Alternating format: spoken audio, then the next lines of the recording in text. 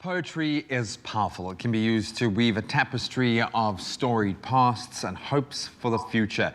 A visual that the youth can, I think, so powerfully right now tap into. And that is exactly what has been done by 26 young poets whose work has been featured in the newly launched poetry collection called Yesterdays and Imagining Reality, an anthology of South African poetry.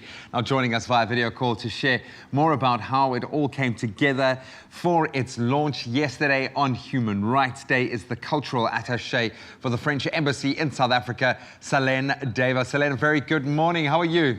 Good morning. Thank you for having me. All good. How are you? We are so good, yeah, and even better now that we get to chat to you. But could you tell us more about the history of the poetry partnership between the French Institute of South Africa and Expresso Press, which made the creation of this anthology a reality? And also, how have young poets been given the platform to be published? I think this anthology is really the result of this time, because after weeks and months of canceling events, of online events, we really felt the need to turn to a form of writing. So that's how it started to shape up. And we were introduced to Expresso Press by Frankie Murray, who was also our project manager on this book project. And it immediately clicked. And we find that poetry was resonating with this time in a very particular way. So that's how this whole idea came to our minds. And we were lucky enough to have the support of Total South Africa to be able to publish this book and to launch this call for application, because that's how we selected those 26 poets. We launched the call for applications early September. And this call for application was open to any young poets under 30 years old with poems of any South African language. And all the poems had to resonate with the topic of archiving imaginary stories. I love that. I mean, I think the whole world has gone through this existential crisis over the last year, and we are all trying to process and all trying to find a new way maybe of seeing ourselves and understanding ourselves. When we get to that theme, what inspired this year's theme of archiving of imaginary stories? Can you maybe elaborate a bit more on that? Sure. Well, I'll say a few words about this topic, because we of course chose it for a very specific reason.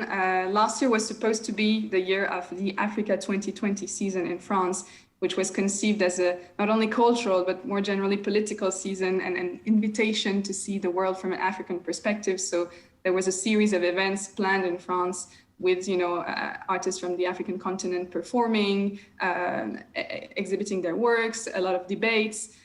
And of course, because of COVID, this had to be postponed. So actually, it's happening right now, partly online, and we hope to have a few events happening in 2021 within the scope of this season.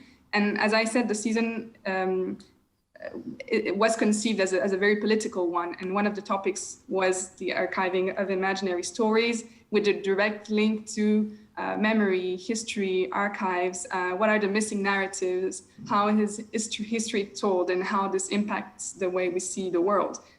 So that's why we picked this topic, because we felt it resonated beautifully also with South Africa and South African history. When it comes to the process of selecting the 30 final works that were written by those 26 poets under the age of 30, how was that? Well, that sounds like... How did you achieve it? Yeah. It's not an easy task. I certainly wouldn't have been able to do it, because I only speak English, but we had an amazing jury with 4 jury members and very experienced people in the poetry scene, such as Fiwa Mukwevo, Nakanjani Sibia, Tony Stewart, and Vangile Gancho, who is also our publisher.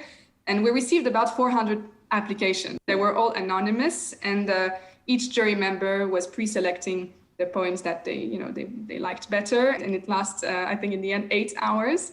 So it was very difficult to come up with this final selection.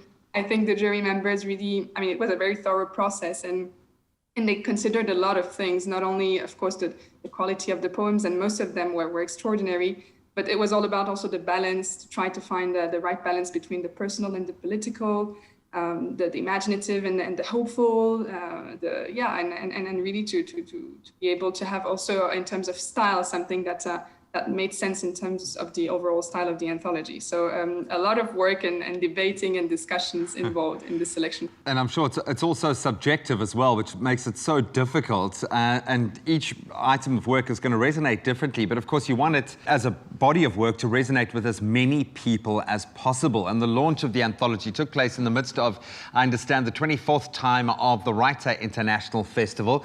So what did it mean to the initiative overall to be able to have this kind of platform for the works and especially the poets to be uncovered and celebrated in this way? Well, actually, this partnership with Time of the Writer Festival is a broader partnership with the Center for Creative Arts of the University of KZN. The selected poets were actually announced last year during Poetry Africa, which is also organized by the Center for Creative Arts. So there is really also a long-term partnership between the French Institute of South Africa and the Center for Creative Arts. That's why we wanted to continue this relationship and be able to have this launch events during Time of the Writer.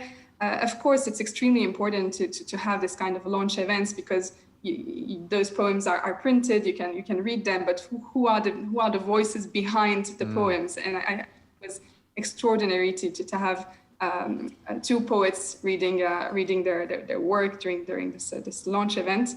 And definitely, I think you mentioned it's an international festival, and it was also really the meaning of this project to be able to have these voices heard outside of South Africa, and we hope we have been able to contribute to that.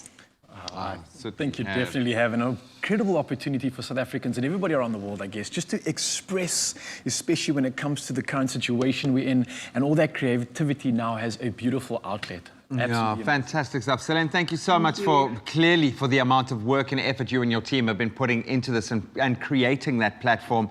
Really has been a pleasure connecting with you this morning. Thank you so much. Thank you. Thank you for having me. And now you too can, of course, experience the words and dreams being shared in the new poetry anthology, Yesterdays and Imagining Reality. Now find out how you can get your copy from impepopress.co.za. You do not want to leave any of those words out.